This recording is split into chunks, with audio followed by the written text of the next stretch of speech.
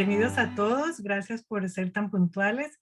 Son las 8, así que vamos a comenzar este encuentro de poesía, prosa y pintura. Y tenemos a Ramón Sepúlveda como moderador y yo soy Silvia Alfaro. Hemos hecho esto desde el año pasado era semanalmente, este año es una vez al mes. Y bueno, bienvenidos y le doy la palabra a Ramón. Muchas gracias, Silvia.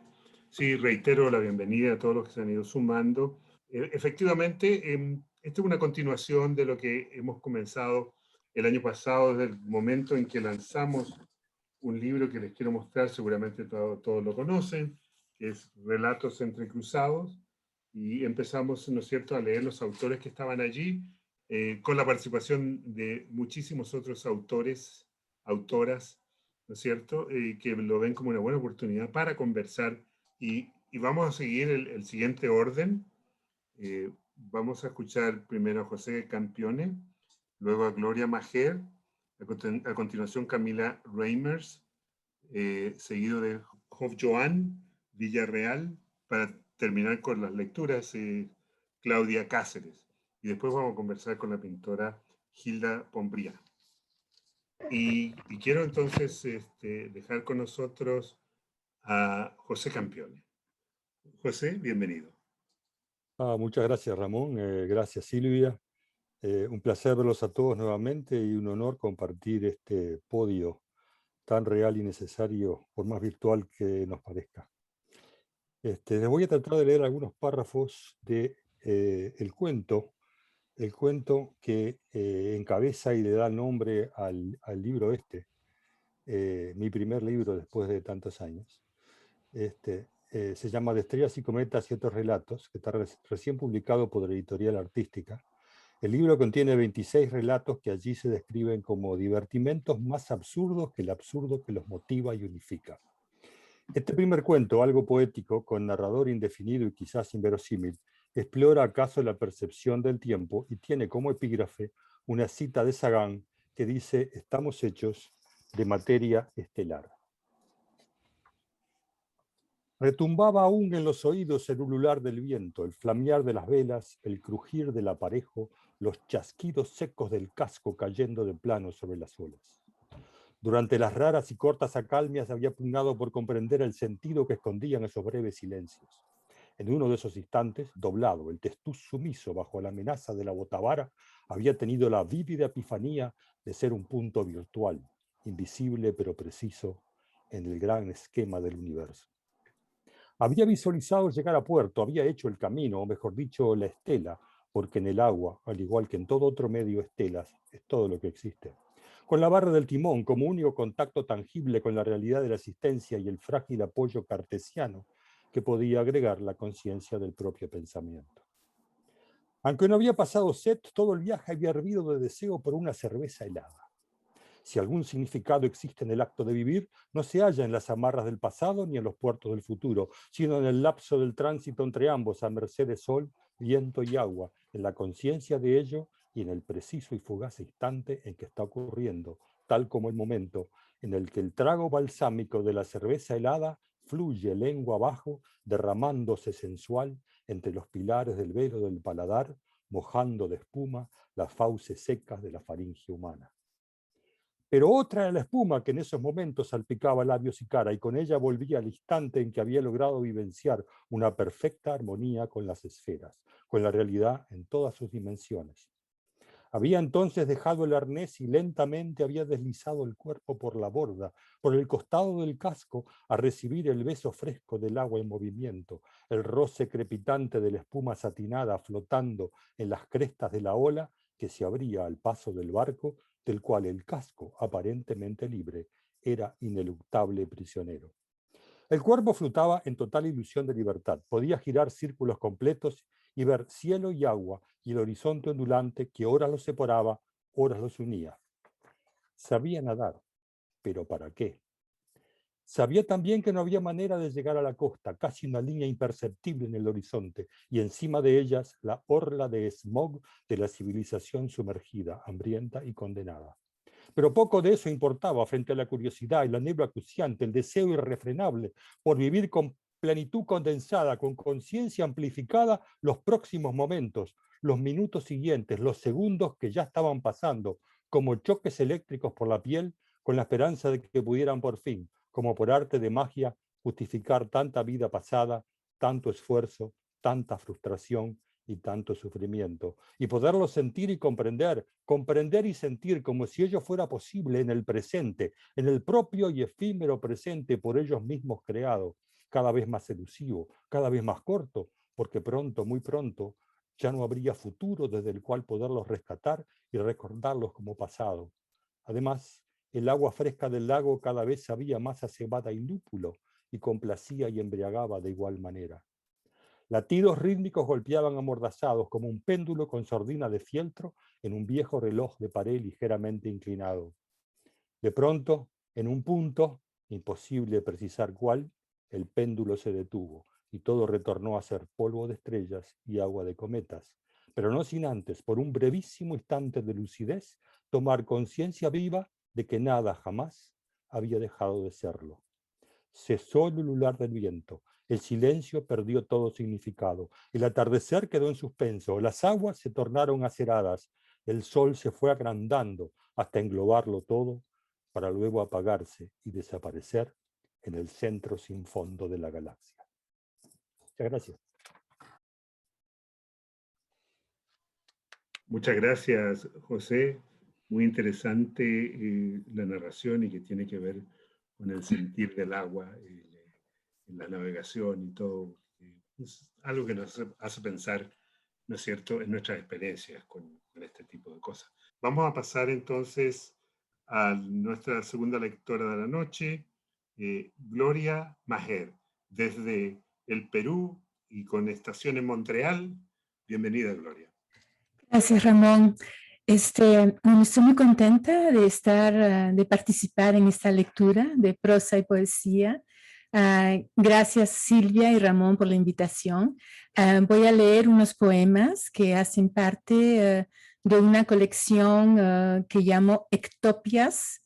Las ectopias tratan de desplazamientos que nos llevan a posturas digamos, defectuosas, ya sean por conflictos exteriores a uno o por conflictos internos. En el mar, cargo las estrellas en mis hombros para entregarlas al mar luminoso que acoge mis caminatas hacia el infinito del sol. Olas enfurecidas de sal y arena, donde mi piel se desprende en la inmensidad del agua. Nado hacia la luna que se esconde para darme miedo y regresa para poner una sonrisa en mi cuerpo cansado de tanto flotar. Encuentro.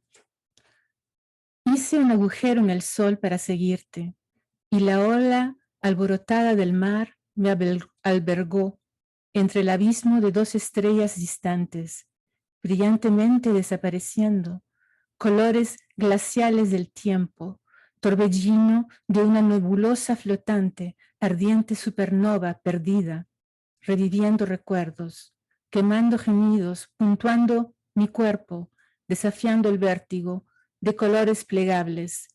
Entre mi cerebro y mi piel no hay cielo, no hay infierno, solo ganas de paz. Años luces. La oscuridad infinita obsede mis pensamientos en velocidades inexploradas, en este espacio vestido de estrellas, escondidas entre las islas perdidas del universo donde habitan los grandes silencios, perturbadores, cambiantes, entre millones de miles de años luces, olvidados en un pasado entreabierto, escondiendo verdades, jugando con los múltiplos secretos, entre tus labios entreabiertos de sol y locura, entre tu mirada confusa de helio, a 20 millares de kilómetros distantes de toda emoción, de todo amor. Y este último poema que aparece en mi libro Protocolo 48, se llama Adagio en la Mont-Royal. Tengo una jungla de sueños en un corazón malogrado. Combate en el punto de salida para terminar el helado bilbosque derretido. Obertura, grafitis de miel ocre carmín, libélulas agitándose en espirales de vida, ignorando la cadencia fracturada y los ruidos de carros de la avenida Mont-Royal. Sinfonía arrítmica de un bossa nova escondido, notas efémeras de besos clandestinos. Desaparezco en un suspiro y vuelvo caprichosamente para retomar lo que se fue sin permiso, lo que regresa así nomás. Gracias. Muchas gracias, Gloria. Protocolo 48, ¿cómo se consigue ese libro, Gloria? Lo pueden encontrar en Amazon, Bueno, en Verbum, lo googlean y ahí debe de salir por algún lugar. fantástico. Bueno, ya lo saben. Muchas gracias, Gloria. Nada. Ahora nos vamos a Chile. Camila Reimers, que nos dará lectura, espero de prosa, ¿no? No espero no equivocarme. Sí. Pero Sí. te doy la bienvenida, Camila. Adelante. Gracias, Ramón. Voy a leerles un cuento de la colección que se publicó hace muchos años, Cuentos de Autoamor y de Autopistas, que fue publicado por la editorial Lugar Común. Sí. Y este cuento es reflexionando sobre el concepto de reencarnación. Escribí este cuento donde una niña nace en la misma familia en la que había vivido como hombre anteriormente. Nacer muriendo. No veo, pero no importa, porque no hay nada que ver. Recuerdos, solo recuerdos del que fue un hombre y ahora se transforma en mujer. Más allá, las estrellas brillan silenciosas como únicos testigos mientras yo me dejo mecer por las aguas de tu útero que semejan las olas del mar. La transformación comienza. Cerebro, corazón y médula espinal empiezan a formarse. Al mismo tiempo que pequeñas yemas de brazos y piernas brotan extendiéndose hasta alcanzar el universo. La cabeza es la mitad del cuerpo. Mientras floto en tus aguas, no logro aún desconectarme de quién fui. No preparado para esta nueva vida, vuelven los recuerdos de cuando tú naciste. Hija, veo tu cabeza ensangrentada aparecer entre las piernas de tu madre que se contorsiona en una mueca de dolor. Es una niña, dijo el médico, mientras golpeaba tus nalgas sin piedad. Tu madre te rescató y meces sobre su estómago húmedo de sangre y amor. Es una niña, dice el médico, mientras observa mi figura flotante en la pantalla del monitor, y tú sonríes acariciando tu vientre redondo como la tierra. Yo te amaba, pero tuve que partir, sin despedidas, entre sueños, porque despierto no lo habría permitido. No quería abandonarte. Deseaba estar a tu lado para jugar con tus manos pequeñitas que se alzaban para tocar las estrellas. Pero estaba escrito y tuve que aceptarlo. Me dolió ver tu carita buscándome a través del tragaluz y luego el silencio para ti y para mí. Es por eso que he vuelto. Cuando llegó el momento de volver a elegir mi familia, te elegí a ti. Tenía que explicarte, antes hija, ahora madre, que no te he abandonado. Somos un continuo ir y venir, atados los unos a los otros por una débil cuerda que nos mantiene unidos, pero que al mismo tiempo nos permite flotar, separados, individuos, célula, universo. Quiero explicártelo todo, hija. Lo que nunca pude decirte, pues mi partida fue imprevista. Ahora he vuelto para decírtelo, para reírnos. Tú comprenderás y perdonarás mientras yo te miraré con ojos de niña, padre, hermano, amiga, uno solo, todos. Los recuerdos son cada vez menos. Mi cuerpo crece y ya no floto como antes. No veo, pero siento el ritmo de tu corazón y el mío. Hay un túnel. Está oscuro. El agua de la vida me empuja. Salgo. Una mano me golpea las nalgas. Lloro. Respiro y olvido. ¿Quién soy? No recuerdo. No recuerdo. Madre, padre, hija, todo.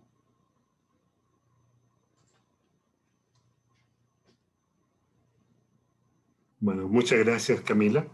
Vamos entonces a pasar al próximo lector, que Joan Villarreal vive en Vancouver y es originario de México. Muchas gracias por la introducción. Y mi nombre es Joan Villarreal, como ya ha comentado Ramón.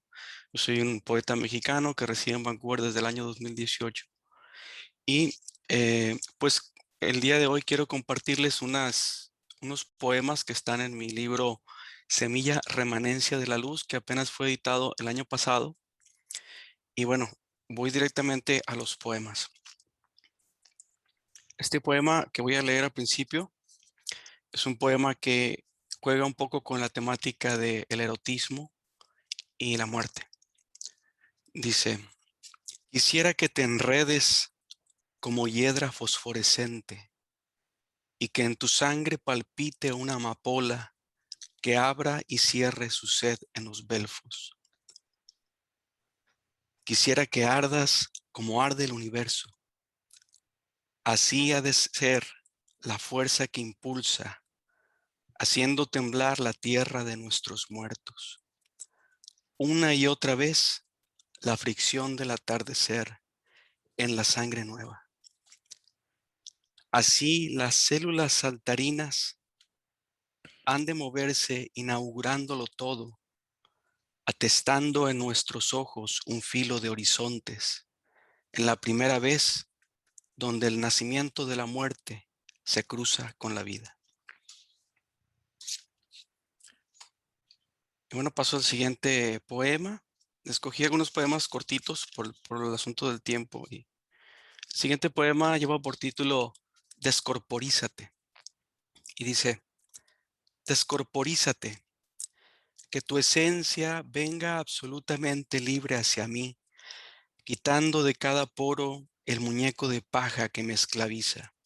No hay tiempo, que el horizonte viene a aplastarnos. Descorporízate, que sea tu palabra la transubstanciación de tu cuerpo, que embriaga y alimenta de igual manera, que en la sintaxis del viento tus labios tomen forma de libación o presagio, que sea la dura quilla que nos soporta, la llama que templa tu cuerpo, moribunda, y solo quede el chasquido de la felicidad que lo conmemora todo. Y bueno, este poema que voy a leer a continuación lleva por título el pasaje bíblico de Éxodo capítulo 3, versículo 1 al 3 y versículo 14. Es el pasaje donde Dios se le manifiesta por primera vez a Moisés a través de una zarza que está ardiendo, pero que no se consume. El poema dice: en el sendero hacia la cama vi una zarza ardiente. una presencia me recorría. Me quité las sandalias porque estaba en Tierra Santa y pregunté, ¿en nombre de quién he de tirarme con el pecho desnudo a los espinos? Y escuché decir, soy la mujer amada.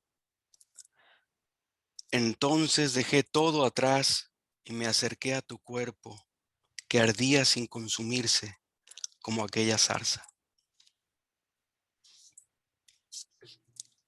Y bueno, ya para finalizar, voy a leer este último poema que dice así. Hay mucha luz aquí para escribirte. Debería escribirte mejor desde una esquina olvidada y oscura, o escribirte esas noches que llego cansado y veo mis zapatos y la sombra que producen y estoy solo y tengo la certeza de que no soy nadie. Pero hoy todo está bien, todo está demasiado bien. Me ocupa poco el dolor que quizá en alguna parte duerme como animal sosegado. Y veo cómo el amor devasta y quema afuera. Lo veo desde mi sitio sin inmutarme. Y me sirvo de su presencia de gotera noble para alimentar esta casa. Muchas gracias. Gracias, Job Joan.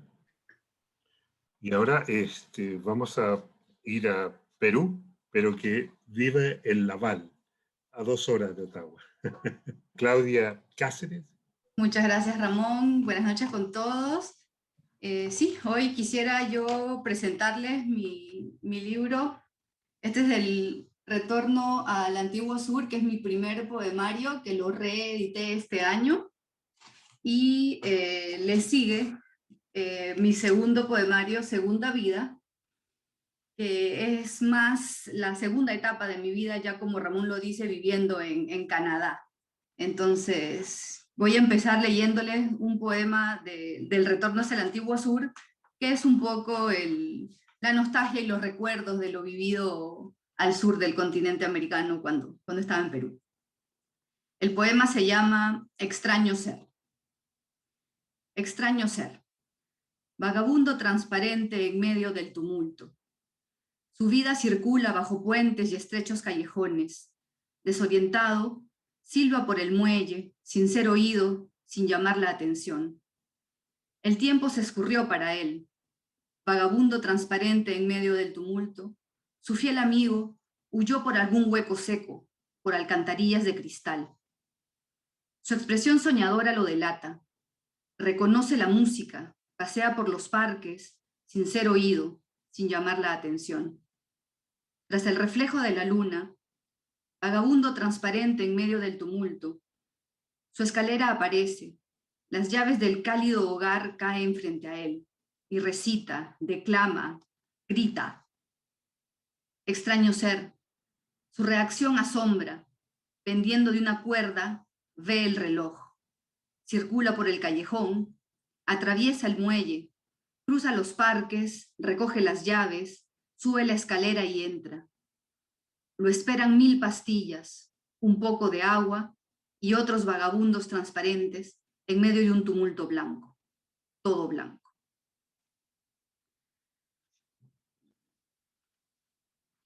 Ahora les voy a leer Rayas azules. Medias blancas a rayas azules, zapatos de charol, el cabello recogido contra el viento del oeste, que no es cálido. Se respira a norte por lo fresco, olores de otoño en cada soplo se enredan en su cabello. Me gustan las medias entre lo sombrío en movimiento, se dejan ver bien. Hoy no lloverá, viernes, sábado, tal vez. Se alejan. Polvo se levanta. ¿O es bruma? Hay bruma hoy. Quizás será una tarde de sol. ¿Yo me quedaré afuera o adentro? El silbido intenso y acorde de mis sentidos delatan una canción serena y la culpa en mi memoria cercana. Cinzagueantes rayas y azules, pero el cielo está aún cerrado, y a pesar de su luciérnaga en el pecho, el sabor de limón y miel en los labios es una fracción de vida. Reflejo de tierra y telas de araña, cuarteado destello dorado, tiritando, tarareando. ¡Deténganse! ¡Hay fuego rojo! Perdidas, descalzas sobre madera barnizada, tibia, distante de la fuera, las flores de lavanda distraen, no se miran, no son rayas, ni azules, ni frescas caricias.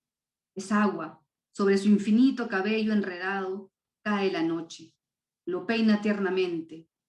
Calma, mi niña, las encontrarás, verás, duerme ahora.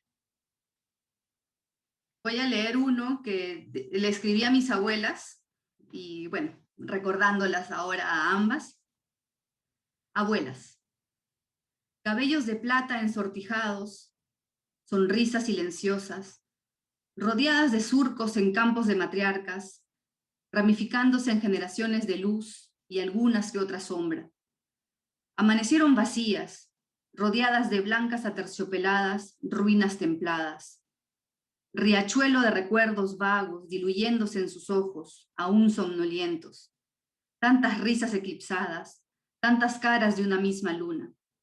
Las notas del mismo bolero se entrelazan en el jazmín mayor. Trascienden década tras década por sus rulos palidecidos de paciencia. Alargadas tardes al sol, esperando volver a encontrarlas en tierras lejanas. Gracias.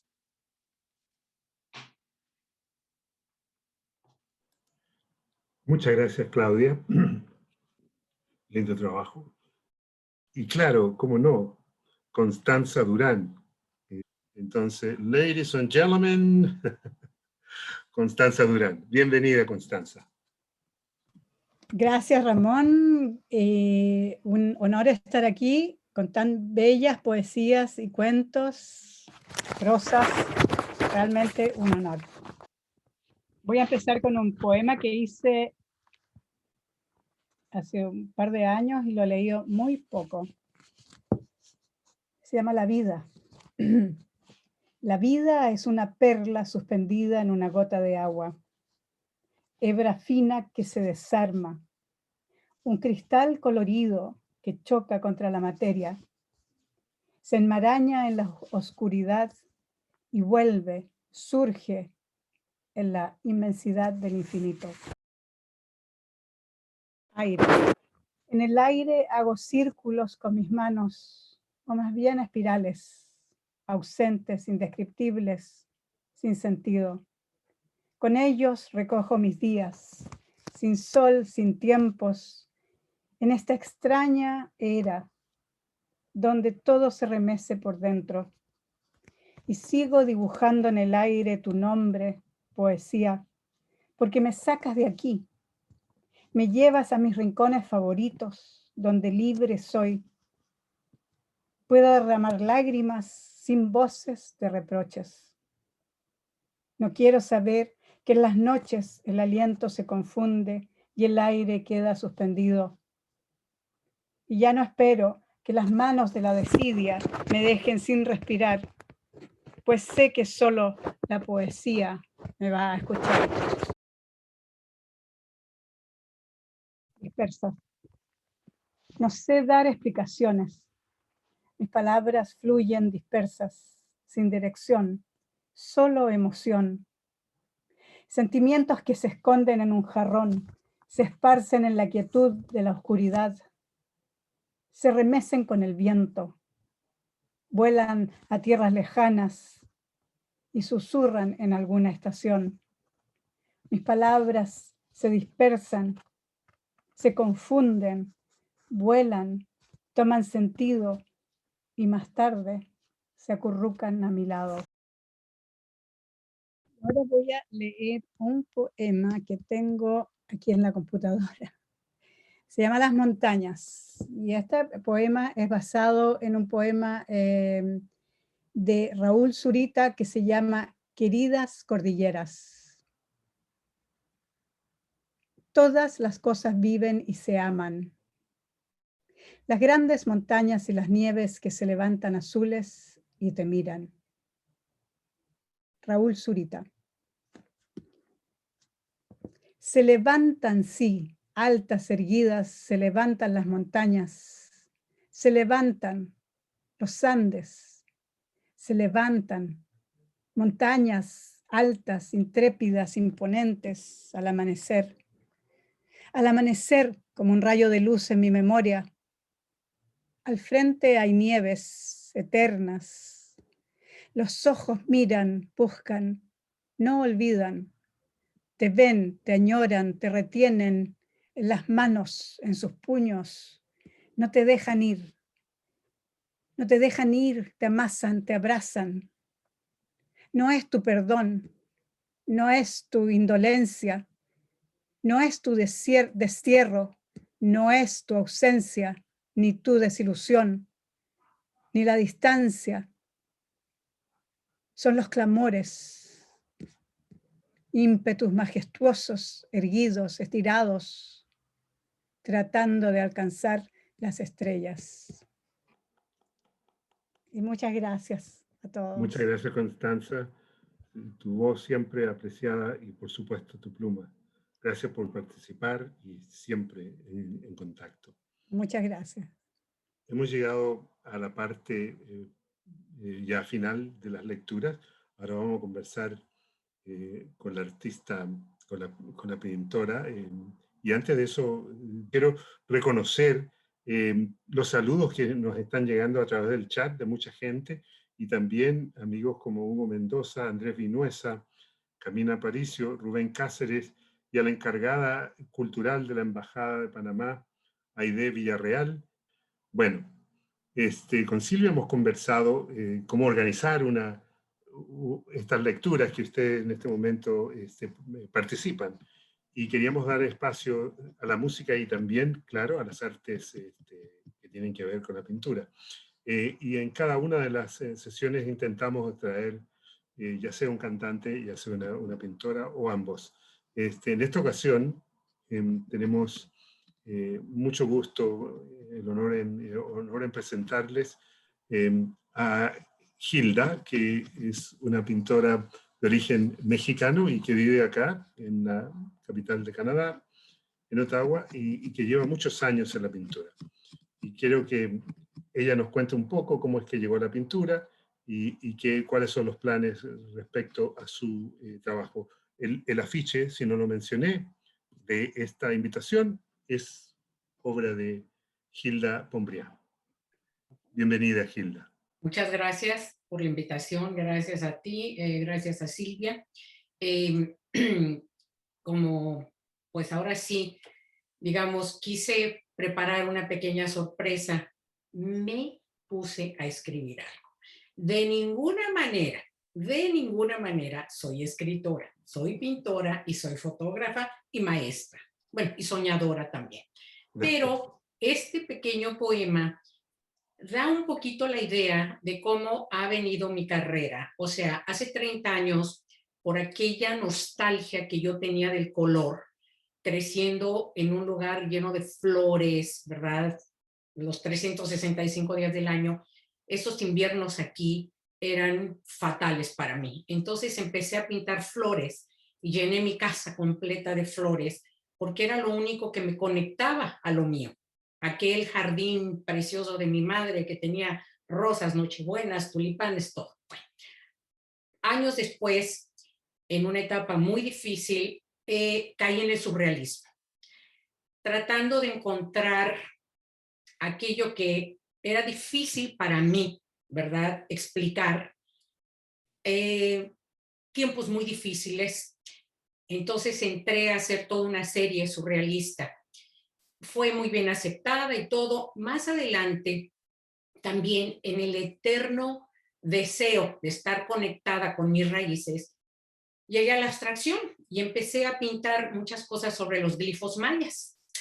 Ahora, después de esta pandemia, de todo este cambio que hemos tenido y todo, me ha dado la oportunidad de entrar a una etapa totalmente diferente.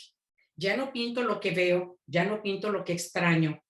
Ahora, como les voy a leer en mi poema, y por favor no se vayan a reír, se van a dar cuenta. Mi poema se llama Susurros del Alma y dice así: se fueron acumulando los instantes, aquellos en que mis pinceles inmóviles se negaban a deslizarse por el lienzo. Al borde del camino se tropezaban con pensamientos, insondables todos ellos, y aunque mi mano los arrastraba, nada podían plasmar en ese pedazo de nada. Transcurrieron muchas horas, parecían siglos enmarañados en los recovecos de mi alma. La densidad hundía mi mente, incoherentes nubarrones que solo se atrevían a plasmar matices marchitos, tiempos mustios que dejaban en mi boca sinsabores colmados de lluvia, de desierto, de desgano. Pero ellos quedaron hundidos en la historia. Hoy me siento nueva. Hoy vuelvo a vibrar. Hoy decidí quedarme calladita, muy tranquilita, para escuchar los suspiros de mi alma. Y mis pinceles galopan impetuosos para colmar el lienzo de soles, lunas y océanos turquesa, de espacios translúcidos y de mensajes tersos. Ahora comparto con el mundo los susurros de mi alma. Y esa es mi nueva serie. Toda esta serie es precisamente lo que sale de mí. Lo he estado presentando en Facebook y afortunadamente el público lo ha recibido increíblemente. Entonces, una nueva etapa, una nueva historia, algo increíble, y me da mucho gusto que pues ustedes puedan compartir conmigo esta nueva serie. La de arriba, como ven, se llama la serie turquesa, y la de abajo, la serie de sol, que yo siempre he sido pintar en los amarillos y en los rojos y todo aquello que me recuerda a mi país. Y ahora también en toda la serie turquesa, porque en el Caribe, nuestro océano es turquesa. Entonces, una vez más, siempre con mi país, ¿verdad? Dentro de mí, en mi mente, en mi alma. Y ahora todo esto es lo que ha salido precisamente de mis meditaciones, de estar consciente de lo que llevo ya dentro de mí. Gracias. Bravo. Muchas gracias. Yo quisiera agregar algo, y es que cuando nosotros comenzamos la editorial con la revista cultural Mapale Artes y Letras, en el tercer número está en la portada de español una de las obras de Hilda, que es esta, que ella pintó especialmente para interpretar lo que es el baile Mapale. Mapale. Y esta revista era la tercera de Mapale, pero la primera que hacíamos bilingüe y que hicimos español aquí y el inglés aquí. Y esta pintura es muy importante porque es de una artista colombiana, Fanny Sanín, que vive en Estados Unidos y tiene sus obras en el Museo de Arte Moderno y todo en Nueva York. Así que quedamos muy contentas de tener a dos grandes artistas en el número 3. Gracias. Gracias. Gracias, Silvia. Te lo agradezco. Y aprovecho para decir que los que quieran que sean artistas visuales, ya sea pintura, escultura, están invitados a enviarnos sus obras si quieren. Entonces, o si conocen a alguien, todo el mundo es bienvenido, ¿no? O sea, la idea aquí también es promover no solamente la literatura, sino las artes visuales, la música, y bueno, espero en el futuro otras expresiones artísticas. Sí, efectivamente, y gracias por ambas participaciones. Cuando la literatura se mueve con la pintura y la música, es miel sobre hojuelas, como dicen, ¿no? Y de la cual nosotros degustamos. Roxana había levantado la mano. Ante todo, muchas gracias por esta noche a todos los participantes. Creo que sin excepción ha habido un nivel literario muy, muy importante, interesante y bello. Quiero decir algo sobre Hilda, a quien conozco de hace muchísimos años, y es que ella enseña a niños mexicanos de condiciones bastante precarias, digamos. Quería mencionarlo porque me parece que es una de las tantas cosas valiosas que ella hace. Y volviendo a la parte de la literatura, voy a mencionar a Camila especialmente y a José para hacer una pregunta que puede responder cualquiera. Yo entiendo que hay muchos géneros en la literatura, que a veces la narración puede tener poesía, que a veces la poesía puede ser un relato, pero particularmente hoy día, con la lectura de José y con la lectura de Camila, me ha vuelto una pregunta que ya es recurrente, que me deja pensando, ¿qué género es ese? Porque está lleno de reflexiones, lleno de sensaciones. No es un relato. Es una buena pregunta, Roxana, porque yo misma me he hecho esa pregunta muchas veces. O sea, ¿qué tipo de literatura es la que produzco? Y hay un tipo de literatura que se llama visión ficcionaria. Y creo que de alguna manera, por lo menos bastante de lo que yo escribo me acerca a eso. Y en mi sitio web doy una explicación sobre lo que eso significa. El sitio web mío es camilareimers.com. Gracias, Camila. José. Yo creo que un autor nunca debe hablar de su propia obra. Para empezar, porque siempre puede mentir. De modo que todo lo que uno pueda decir no tiene por qué ser tomado literalmente por lo que uno realmente pensó o quiso hacer cuando escribió lo que escribió. En segundo lugar, pienso que los términos son sumamente clasificatorios y difíciles de definir. Nada mejor que mi amigo Jacques Derrida para decir que los términos son, que el lenguaje no es referencial, que solamente las palabras se refieren a conceptos, no a la realidad, y que como tal existe en el medio una oscilación entre una definición de lo que realmente quieren decir, que nunca se puede realmente detener. Yo lo he comparado a dos espejos que se miran, en donde se van profundizando entre los dos cada vez más, pero en el medio queda absolutamente el vacío y la nada. De modo que la definición de las palabras yo creo que no sé si realmente corresponde.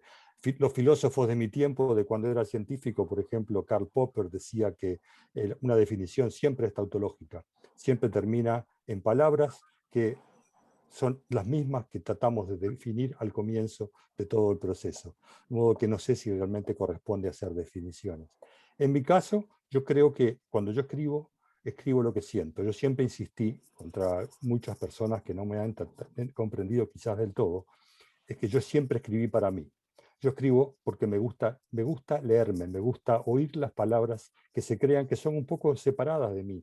Yo no sé cómo me salen, pero son palabras que me evocan algo, me dicen algo, los ritmos, las maneras de decir. Y si buscan en alguno de mis cuentos van a ver que aparecen determinados intentos de reproducir con el ritmo y la cadencia y la sonoridad de las palabras, algo de lo que se está diciendo o que se quiere evocar más allá de lo que la palabra significa. Y eso me lleva a decir que en mis cuentos aparece mucho la metáfora. La metáfora en su amplia definición, porque diferentes autores usan la palabra de muy diferente manera. Pero la metáfora, sobre todo la metáfora castellana, la metáfora del español, porque no es lo mismo la metáfora en el francés o la metáfora en el inglés. Y eso me apoyo en muchos autores que lo han dicho, sobre todo en Vargas Llosa, que lo ha dicho bien clarito, ¿no? La metáfora es un chisporroteo en el idioma. Y quizás es la razón por la que escribo en castellano, porque me permite esas deformaciones. Yo digo que el castellano es el idioma que más me permite mancillarlo y afectarlo, y más que cualquier otro que son mucho más rígidos, ¿no?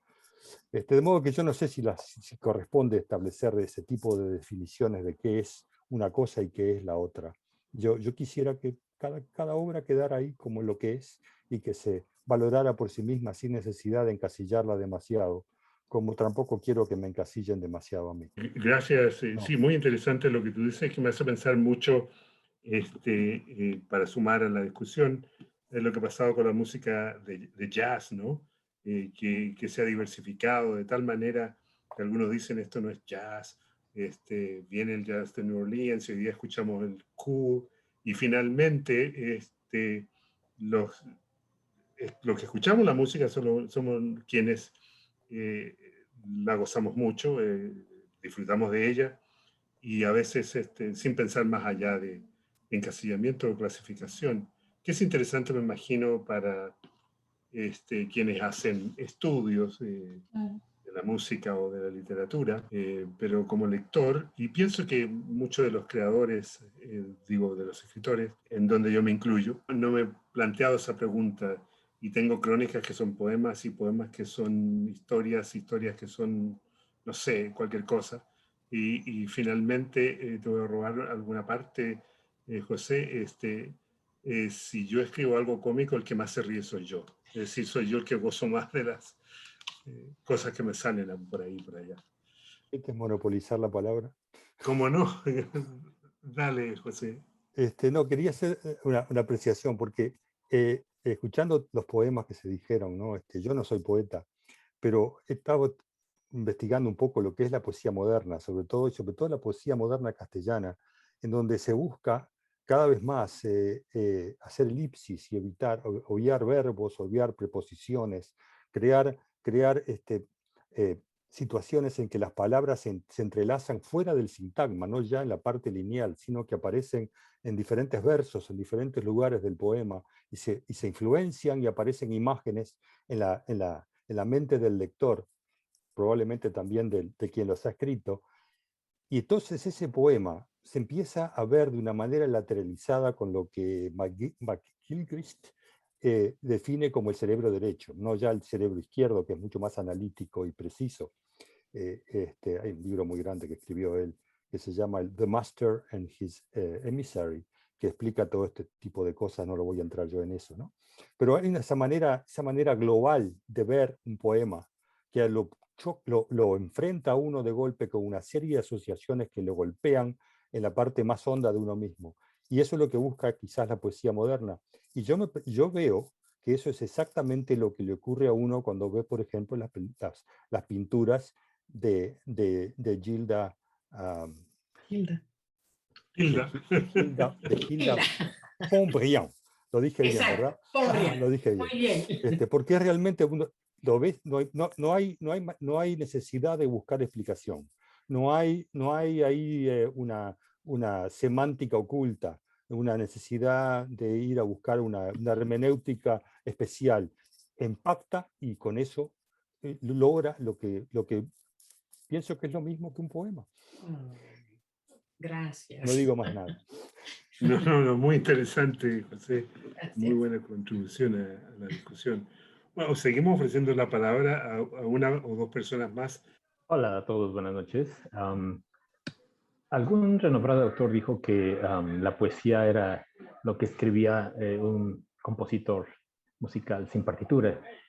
Y mi rockero favorito, Jaime López, dice que la letra con ritmo entra.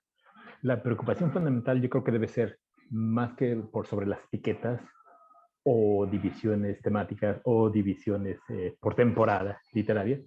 Creo que la preocupación debe ser misma el acto de creación. Dejaríamos las etiquetas para los congresos, las peleas para los académicos, pero yo creo que los poetas llegan al texto, no les llega el texto, a la inspiración, es también una definición. Creo que el acto poesía está per se y no necesita uno ni el rótulo ni ningún grado para expresar lo que con música es imposible poner en partitura, que es la poesía. Yo creo que por allí podríamos encuentros sin etiquetas. Creo que las etiquetas han de ser para los buenos vinos, para poder distinguir buenos y malos, y que la lengua defina después si cumple la etiqueta.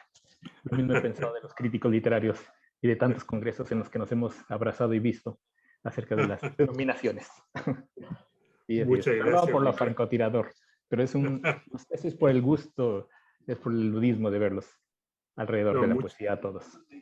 No, te lo agradezco, Ricardo, nos dejas pensando y te devuelvo un abrazo sin etiqueta y que lo vamos a dar presencialmente cuando esta cosa ya se termine.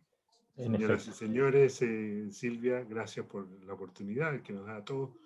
Y nos vemos el último miércoles de junio. Bueno, ya sabremos quiénes participarán allá. Si usted está interesado en participar, por favor, comuníquese con Silvia, ya sea en poesía, prosa, música o también artes visuales. Hasta el próximo mes. Y gracias a todos los que se conectaron de las diferentes provincias de Canadá y de Venezuela, Argentina, México, y bueno, me imagino que de pronto hay de otros países. Así que bueno, muy lindo, muchas gracias y hasta el próximo mes. Gracias.